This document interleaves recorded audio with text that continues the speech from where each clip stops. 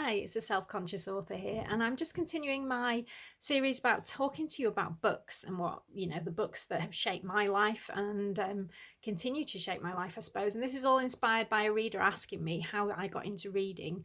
Now, my house is absolutely full of bookcases, one of which you can see behind me is a little untidy because I've actually run out of space. There's bookcases everywhere, and people keep saying to you, especially my mum, I think you've got far too many books. I'm like, whoa. As all you readers know out there, there's no such thing as too many books, only not enough bookcases. And that's my next project, is getting myself more bookcases or replacing the ones I've got so I can fit all my books in and have tidy shelves, because the way I've got them rammed in at the moment, it sort of goes against my OCD. Anyway, going off topic. Well, not quite, because I don't know how you feel, but to me, a house without books isn't really a home.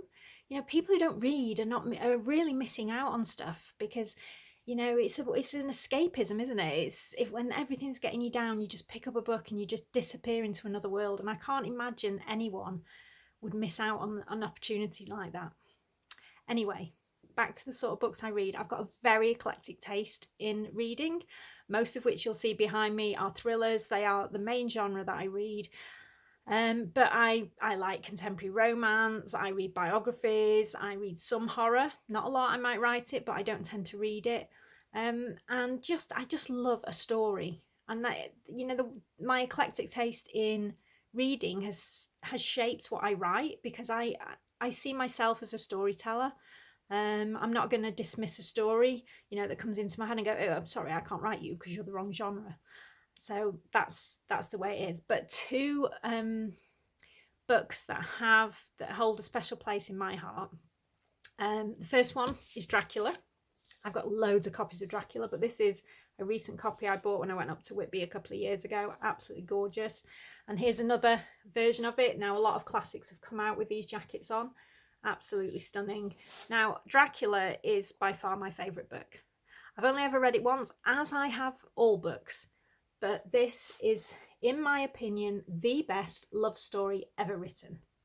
People argue with me, saying it's not a love story. It is. If you read beneath what's there, this is a love story that transcends time, and it will always be my favourite book.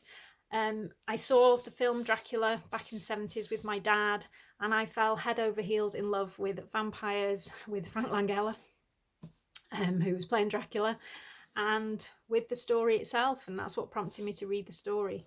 Now, the other book, which is my favourite, is Cain and Abel, Jeffrey Archer's Cain and Abel. This is a 40th anniversary copy, which I was lucky enough to meet Jeffrey Archer last year, and he has actually signed this.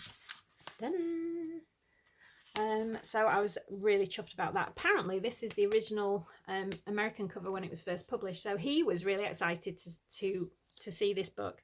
Now, this is for me, I love the drama in this. I love the friendship. I love everything about it. It is just the epic story.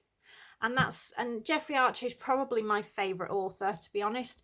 Controversial as that may be, but politics aside, he has that ability to tell tell a story in such a way that whenever I pick up a Jeffrey Archer book, it's almost like I'm wrapping myself in a lovely fleecy blanket. I've got my glass of wine or my hot chocolate with me, and I'm just snuggling down and to settle in to read. And that is the feeling that reading a Jeffrey Archer book gives me.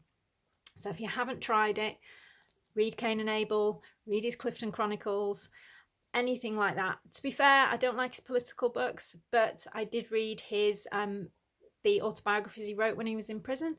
They were very enlightening as well. So that's a little bit of an insight into my relationship with books, which, like all relationships, is pretty complex. Catch you soon.